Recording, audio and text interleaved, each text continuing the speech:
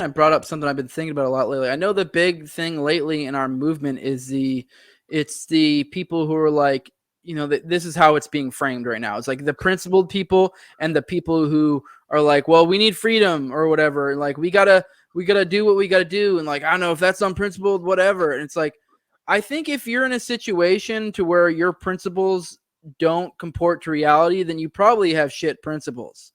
So I'm not necessarily against principles. I just think you need either better principles or reorientate your perspective. Because I actually think it's bad. Because I have heard some, maybe not necessarily major thought leaders kind of make rhetoric that is along the lines of like, well, maybe we shouldn't be so principled. It's like, well, I actually don't like that because that sets a bad precedent of like, kind of to some extent conceding that your principles are bad.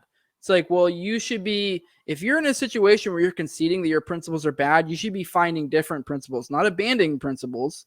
You should be finding different principles, or maybe, finding a different perspective from which to understand your principles. So, because I don't like that. I feel like it's kind of this, because people are like, well, we got to do what we got to do. We got to, this is one thing Konkin talks a lot of, that your means should comport with your ends. They should be consistent with your ends.